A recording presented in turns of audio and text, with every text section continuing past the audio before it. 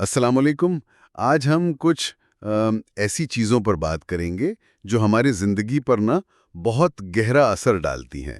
ہم ان 5 عام سی لیکن کافی خطرناک عادات پر غور کریں گے جو بغیر کسی وجہ کے ہماری زندگی کو مشکل بنا دیتی ہیں۔ جی بالکل، اور یہ صرف سنی سنائی باتیں نہیں ہیں۔ آج جو ہم بات کریں ہیں یہ ڈاکٹر رفیق ڈار کے کام، ان کے نظریات پر مبنی ہے، خاص طور پر جو انہوں نے ڈیزائن انڈیا پوڈ کاسٹ میں پیش کیے ہیں۔ انہوں نے ان عادتوں کی نفسیات اور ان سے نکلنے کے عملی طریقوں پر بہت اچھی روشنی ڈالی ہے۔ اچھا، تو آج ہمارا مقصد یہی ہے کہ ان عادتوں کو نہ صرف پہچانیں بلکہ ان کی جڑ کیا ہے وہ سمجھیں اور دیکھیں کہ ڈاکٹر ڈار کیا کہتے ہیں، حل بتاتے ہیں، تاکہ ہماری جو پروفیشنل لائف ہے، ذہنی سکون، فیملی، صحت، ان سب میں بہتری آ سکیں۔ اور ایک بہت اہم بات یہ بھی ہے کہ آسان زندگی کا اصل مطلب کیا ہے۔ اکثر لوگ شاید سمجھتے ہیں کہ بس آرام، کم محنت، لیکن ڈاکٹر ڈار کے مطابق حقیقی آسان زندگی تب شروع ہوتی ہے جب آپ ان اندرونی منفی رویوں سے، ان عادتوں سے آزاد ہو جاتے ہیں جو آپ کو نقصان پہنچا رہی ہیں۔ اصل رکاوٹیں تو ہمارے اندر ہیں۔ یہ واقعی ایک الگ زاویہ ہے۔ تو آئیے پہلی عادت سے شروع کرتے ہیں۔ ڈاکٹر ڈار ذکر کرتے ہیں ناکامی کا خوف۔ یہ تو لگتا ہے ہر کسی کو تھوڑا بہت ہوتا ہی ہے۔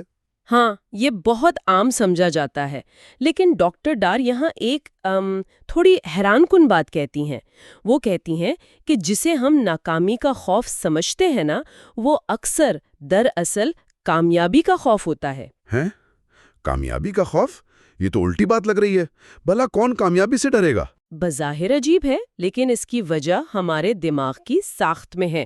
دیکھیں، ہمارا دماغ وہ نامعلوم سے غیر یقینی صورتحال سے گھبرانے کے لیے بنا ہے۔ اس کا کام ہے ہمیں محفوظ رکھنا۔ تو اگر کسی نے پہلے کبھی بڑی کامیابی نہیں دیکھی تو کامیابی اس کے لیے ایک نامعلوم علاقہ ہے، ایک اننون ٹیریٹری۔ دماغ کو پتہ نہیں کہ اس نئی صورتحال میں کیا ہوگا، کیسے سنبھالنا ہے، تو وہ اسے ایک ممکنہ خطرے کے طور پر دیکھتا ہے اور ہمیں پیچھے کھینچتا ہے۔ اچھا، تو دماغ ہمیں ہمارے جانے پہچانے دائرے، کمفرٹ زون میں رکھنے کی کوشش کرتا ہے، چاہے وہ دائرہ ہمارے لیے اچھا نہ بھی ہو۔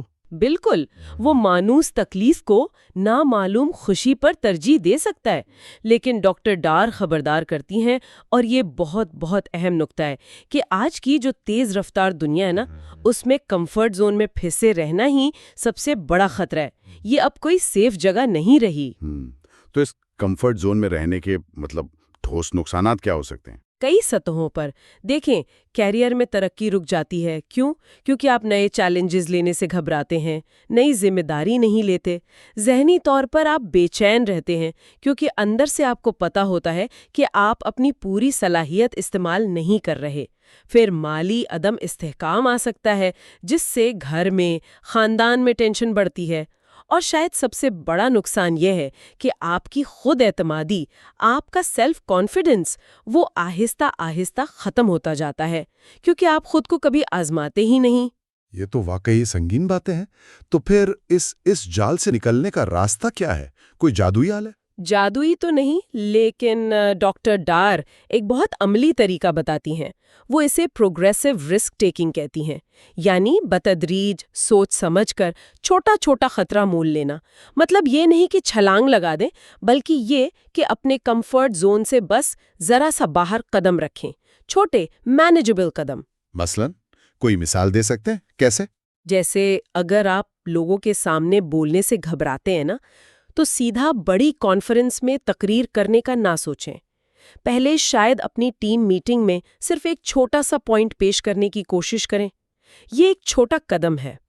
یا اگر نیا بزنس شروع کرنا ہے تو فوراً نوکری چھوڑنے کے بجائے شام میں یا ویکنڈ پر چھوٹے پیمانے پر ٹرائی کر کے دیکھیں۔ اس کے ساتھ ان لوگوں کی کہانیاں پڑھیں یا سنیں جنہوں نے مشکلات کے باوجود کچھ کیا۔ ناکامی کو ایک سبق سمجھیں۔ ہر غلطی آپ کو کچھ سکھاتی ہے۔ اور بہت ضروری، اپنے ارد گرد ایسے لوگ رکھیں جو حوصلہ دیں، نہ کہ ڈرائیں۔ یہ واقعی عملی لگتا ہے۔ چھوٹے قدم، سیکھنے کا رویہ اور مثبت لوگ۔ ٹھیک ہے، چلیں اب دوسری عادت کی طرف بڑھتے ہیں۔ حد سے زیادہ سوچنا یعنی اوور تھنکنگ، یہ بھی ایک بہت بڑا مسئلہ ہے نا؟ بس ایک ہی بات، ایک ہی سوچ دماغ میں گھومتی رہتی ہے۔ جی ہاں، اور یہ صرف سوچنا نہیں ہے، یہ ایک منفی چکر ہے، ایک وشس سائیکل۔ ڈاکٹر ڈار اسے ایسے بیان کرتی ہیں کہ یہ ایک ایسی ذہنی کیفیت ہے جس میں انسان نہ عمل کرنے کی بجائے صرف سوچوں کے جال میں پھنسا رہتا ہے۔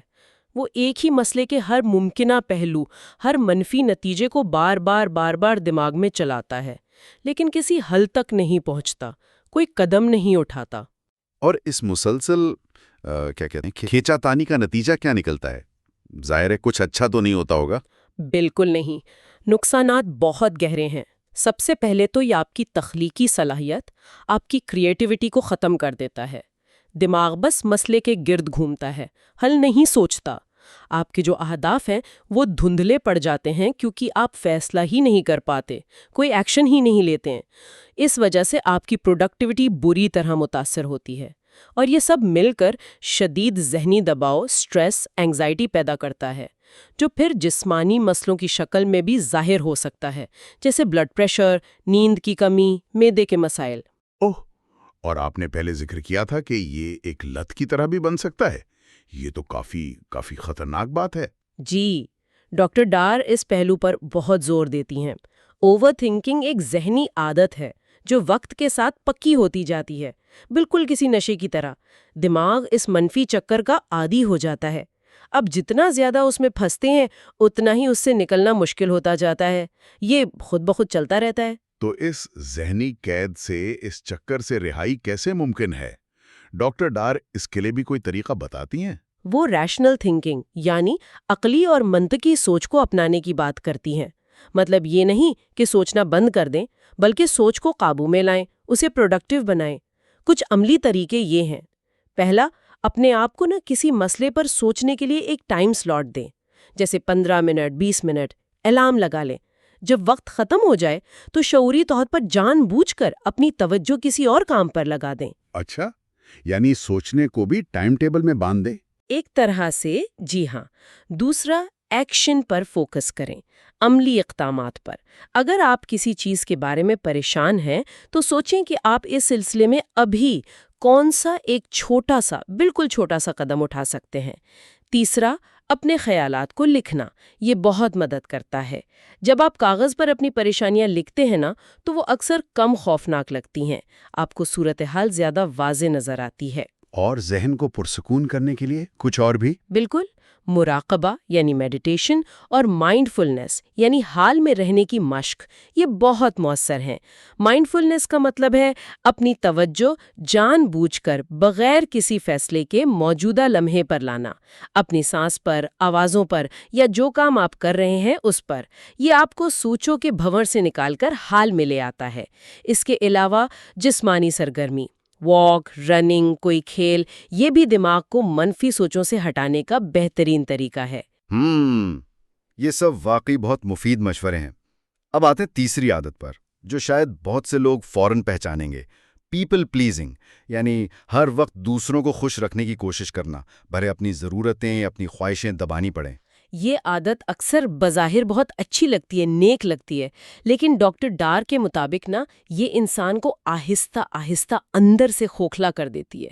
یہ ایک طرح کا شناخت کا بحران، آئیڈینٹی کرائسس پیدا کر سکتی ہے، جب آپ کی ساری توجہ صرف اس بات پر لگی رہتی ہے کہ دوسرے کیا سوچتے ہیں، انہیں کیا چاہیے، تو آپ یہ بھول جاتے ہیں کہ آپ خود کون ہیں، آپ کیا چاہتے ہیں، آپ کی اپنی ذمہ داریاں کیا ہیں۔ ڈاکٹر ڈار کا وہ نقطہ تھا کہ توجہ وہیں جاتی ہے جہاں آپ اسے مرکوز کرتے ہیں، وہ یہاں کیسے فٹ ہوتا ہے؟ بالکل فٹ بیٹھتا ہے۔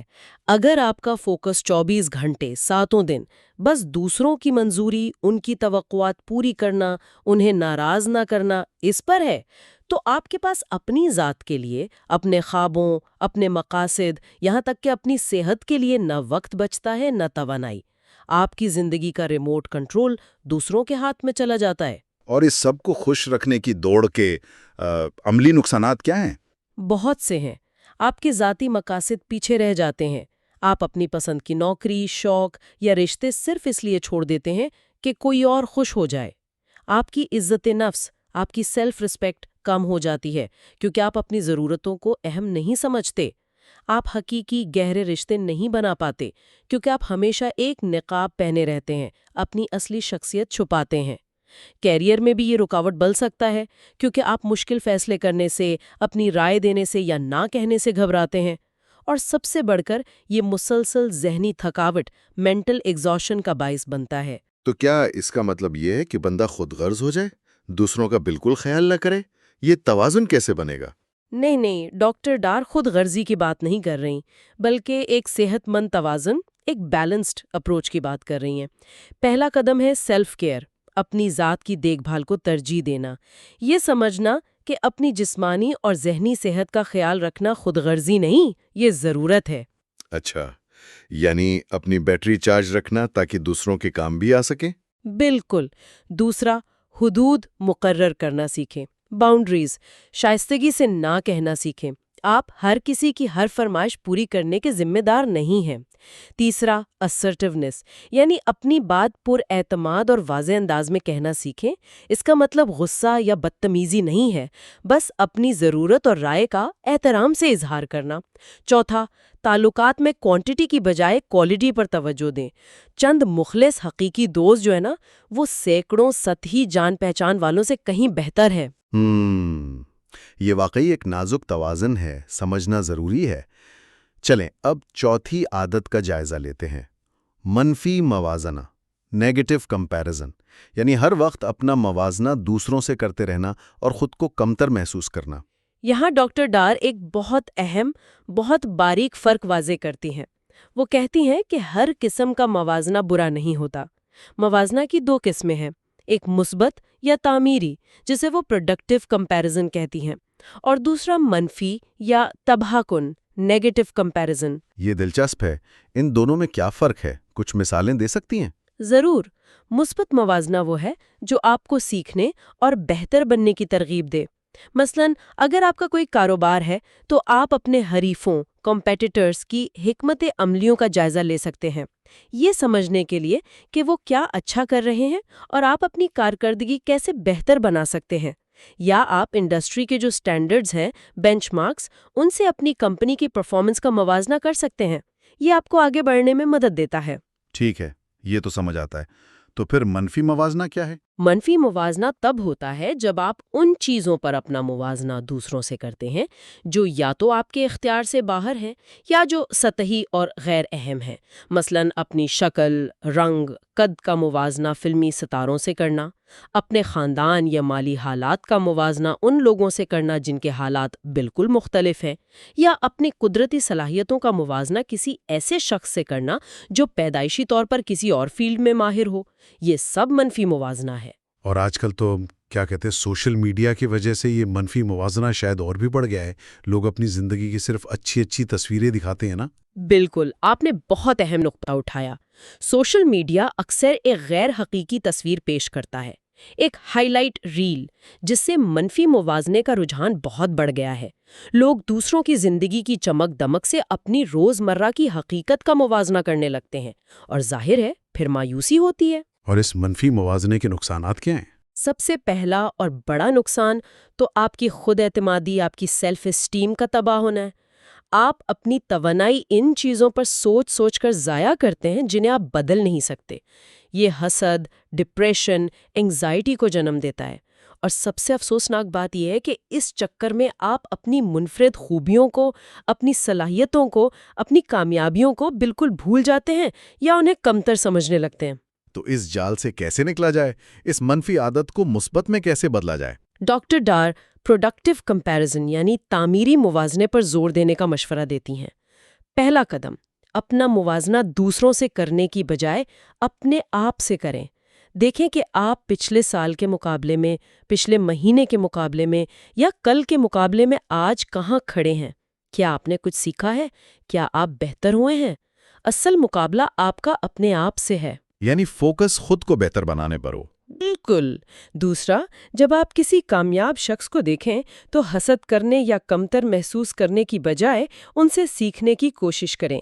سوچیں کہ ان کی کامیابی کے پیچھے کیا محنت ہے، کیا عادات ہیں، کیا حکمت عملی ہے جسے آپ بھی اپنا سکتے ہیں۔